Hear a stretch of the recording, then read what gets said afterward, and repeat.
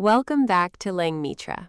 I'm Ying, and joining me as always is my favorite curious student, David. How are you feeling today? Honestly, Ying, a little nervous, but excited. I've heard today is the Vowels episode, and someone told me there's a vowel in Mandarin that English just doesn't have. Ha! You heard right. That mysterious sound is the U, and yes, it trips up almost everyone at first. But here's a promise. By the end of this video, you're going to make that sound on purpose, with a smile. And stick around, because the little cultural note I'll share near the end is the part most learners completely get wrong. You won't want to miss it. Okay, now I have to stay till the end. That's the idea. So let's set the stage.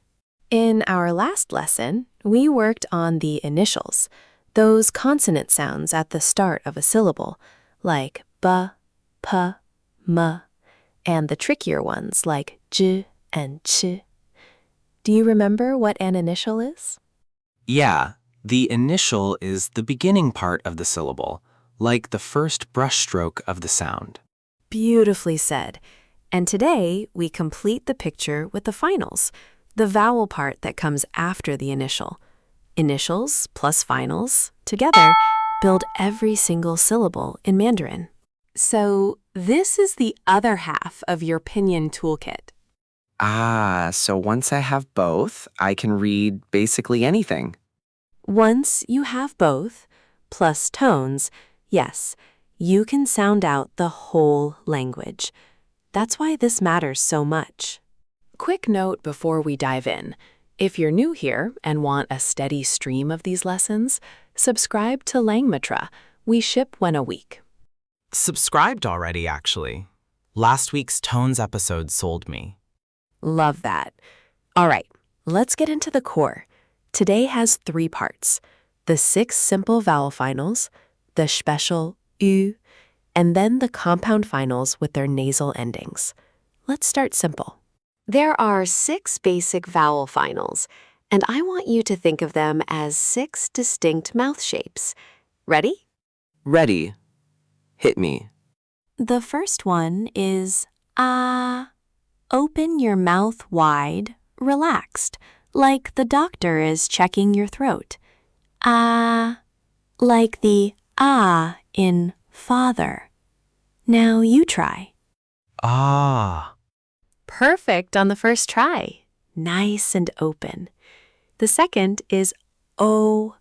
Round your lips like you're about to whistle. O. Try it. Oh. Almost. You drifted toward an oo sound.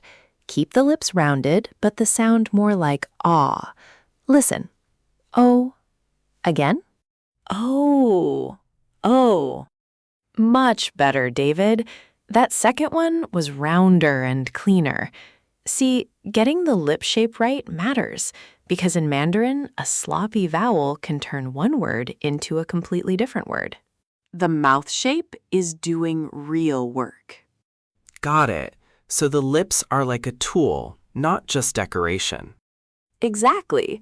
Now, the third one is the sneaky one. E. This is not the in bed. Pull your lips back slightly, keep your tongue mid-level, and make a sound from the back of your throat. It's almost like the oo in duh, a flat, neutral groan.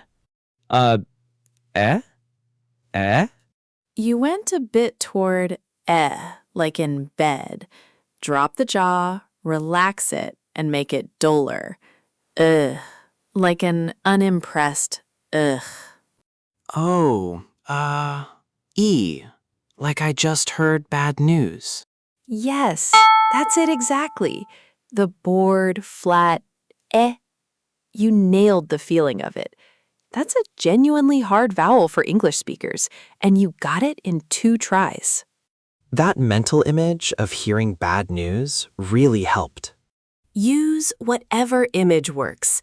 That's how good pronunciation sticks. Now, the fourth is E.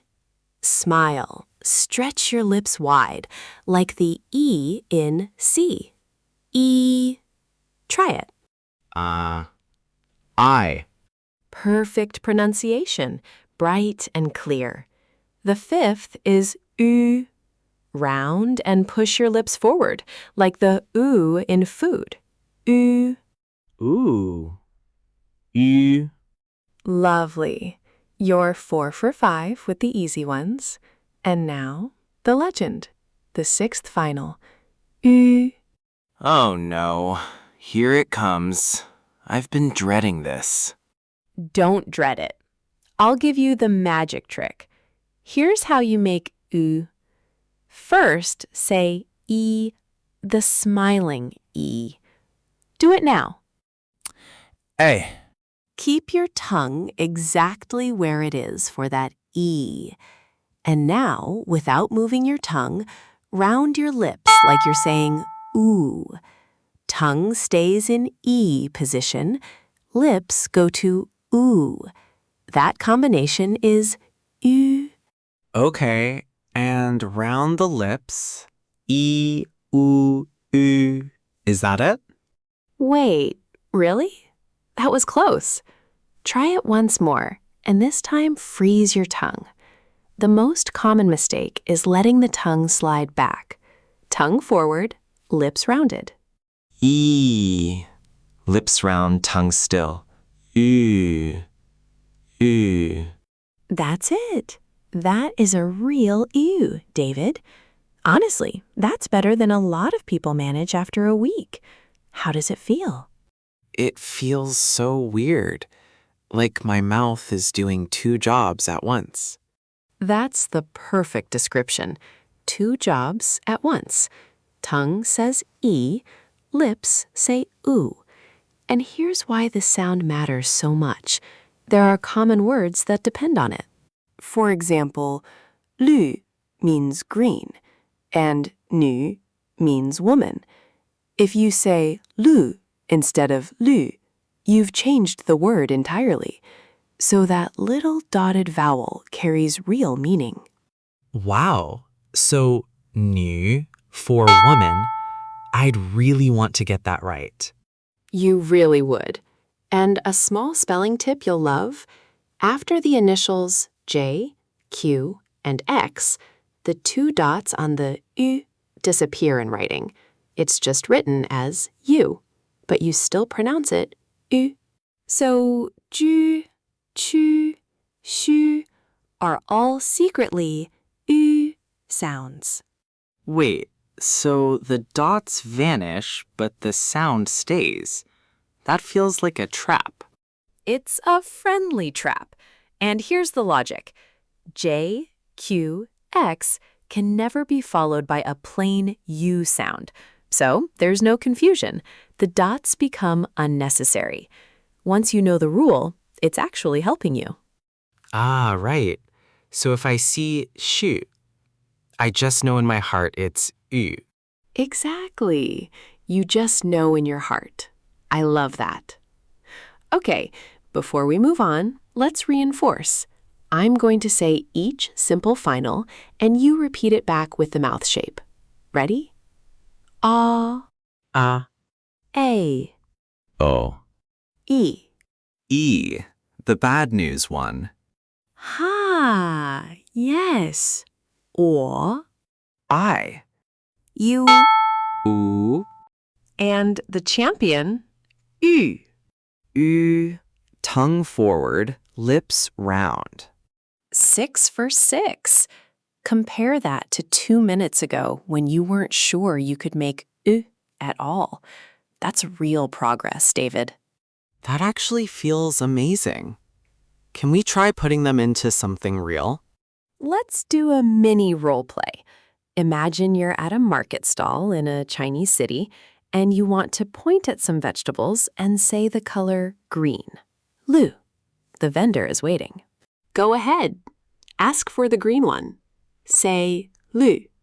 Lu. The green one. Good attempt, but you said Lu, the flat U. The vendor might tilt their head. Remember, green needs the U. Put that L in front of your beautiful U. Try again. Okay. L plus U. Lu. Lu. There it is. Lu. Green. Now the vendor smiles and hands you your vegetables.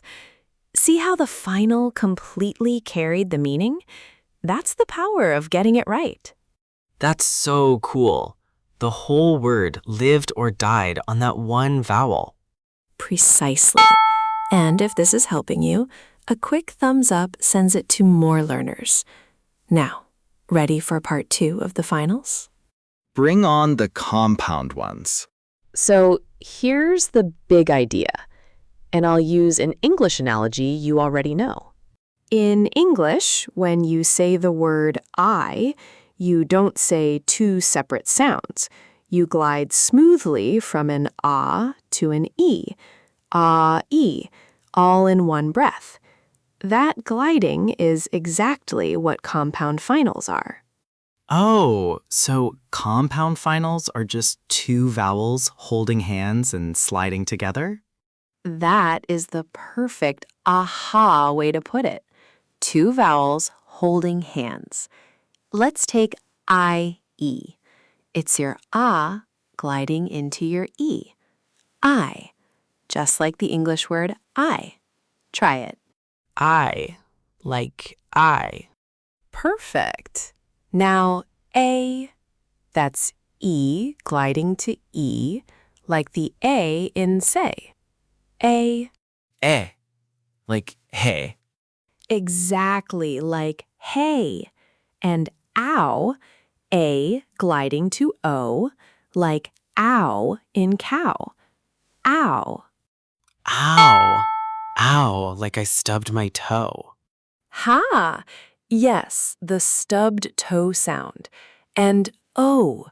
O gliding to U, like O in go. O. Aw. Oh. You're gliding so smoothly now. The key with all compound finals is don't chop them into two. Let them flow as one. Now here's the second half of part 2, the nasal endings. Mandarin finals can end in N or ing, and the difference is subtle but important. Like the difference between pin and ping in English. That's a fantastic comparison, and it's almost exactly right. The N ending, tongue tip, touches just behind your top teeth, like the end of pan. The ng ending, the back of your tongue lifts toward the back of your throat, and the sound comes through your nose, like the end of sang or song. Say an for me, tongue to the front. An. Like on almost. Close. Keep it an with the open ah. Now, ang. Let it ring in the back, through the nose. It buzzes in the back. Yes, it buzzes. That's the working. Feel how un is in the front of your mouth and is in the back? That contrast changes meaning. Shan means mountain. Shang means up or above. One little G, and you've moved from a mountain to a direction. Oh, wow. That actually makes sense now. The eng literally sends the sound deeper, like the meaning goes up and back. I love that you connected the feeling to the meaning. That's exactly how fluent speakers internalize it. Honestly, since I started teaching on Langmitra, this front versus back trick is the one that clicks fastest for learners. Let's try one full word. How means good. That's H plus the compound final ow. Try the whole thing. How. Good. Perfect glide. And now a nasal one. Ming means bright or clear. M plus I plus NG. Let it ring at the end. Ming. Ming. Ming. Yes, you caught yourself and added the ring at the back. That self-correction is exactly what a confident learner does. I'm starting to actually hear the difference now, not just guess. That's the breakthrough, David. Once your ear wakes up, your mouth follows. Remember, every expert was once a beginner mangling "u" at a market stall. Ah, that's reassuring. Now, since you've made it this far, here's a little bonus that most beginners never get told. There's a hidden, almost invisible vowel in Mandarin. When you say syllables like si, zi, or chi, that I is not the smiling E sound at all. It's a buzzy humming sound made by just relaxing your tongue where the consonant already is. S, zi, ci. The same letter I, completely different sound. Wait, what? The same E sound makes a different sound depending on the friend it's standing next to? Exactly. Context changes it. After S, Z, C, and the zh, ch, sh group, the I becomes that buzzy hum. Everywhere else, it's the bright E. Most learners say CE when they should say S. Now you're ahead of the curve. I feel like I just unlocked a secret level. You did. And that's the perfect bridge to our cultural deep dive. Here's something fascinating about why these vowel sounds matter so deeply in Chinese culture. Because Mandarin has so many syllables that look similar and rely on tiny vowel and tone differences, the Chinese language is famous for its love of wordplay and puns. During festivals, people give gifts based on how words sound.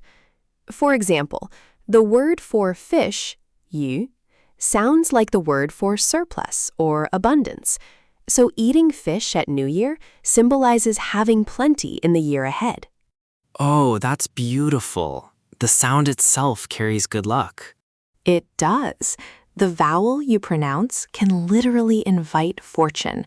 And notice, yu, fish, has our champion yu sound hiding in it. So mastering yu isn't just mechanics. It's the key to a whole world of meaning and tradition. You know, that reminds me of how in English we have lucky sounding things too, like people avoiding the number 13 or saying bless you. Sound and superstition get tangled up everywhere. What a great parallel. Every culture weaves meaning into sound. Mandarin just does it especially openly because the language gives it so many chances to. That's why your pronunciation work is also cultural fluency. I never thought of vowels as a doorway into culture before. That's the heart of it. All right, let's do a rapid review to lock everything in. I'll say a sound, you repeat it, and give me the mouth shape or meaning. First, U, tongue forward like E, lips round like U. E, The flat, bad news groan. I. I, like the English word I, two vowels holding hands. The difference between an and N is tongue at the front. Eng rings in the back through the nose. Shan versus shan. And the hidden buzzy I. After S, Z, C, it's a hum, like S, Z, not C. David, listen to yourself. Compare how you stumbled on and U at the start versus how crisp you are right now. That is a huge improvement in one sitting. Honestly, I can feel it. Can I try stringing a few together? Like hao, good, lü, green, ming, bright, and yu, fish. Yes. Go for it. All in a row. 好吕明宇 Flawless glides, a clean oo, a ringing and a lucky fish to finish. 10 out of 10. You've genuinely completed your Pinyin toolkit today. That feels incredible to hear. You earned it. So here's your practice for this week. Spend 5 minutes a day saying the 6 simple finals out loud in front of a mirror, watching your mouth shape, especially E and U. Then pick 3 compound finals and find one word for each. All of today's sounds live in Langmitra's vocabulary section, if you want to drill them with audio. I'll definitely run through them on Langmitra today. And one more thing before we go. If today's hidden buzzy E surprised you the way it surprised most people, drop it in the comments and share this with someone you know learning Mandarin. It really helps. Consider it shared. My study group needs to hear about the secret I. Ha! Next time, here's what's exciting. Now that you have all your initials and all your finals, we're going to put them together with tones to build and weed your very first complete words and short phrases. You'll go from sounds to actual meaning. That's the moment I've been waiting for. Thank you, Ying. This was the most fun I've had with vowels in my life. That made my day, David. Keep practicing that U, and I'll see you in the next one. Goodbye, everyone. Bye, everyone. Go practice your 青菜, green vegetables.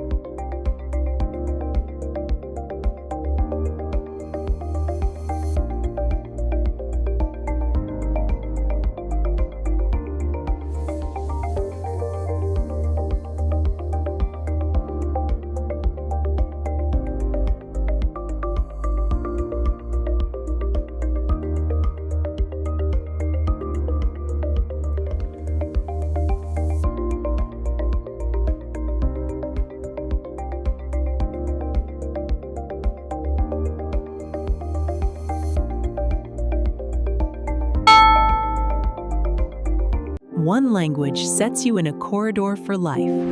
Learn language with podcast. Subscribe.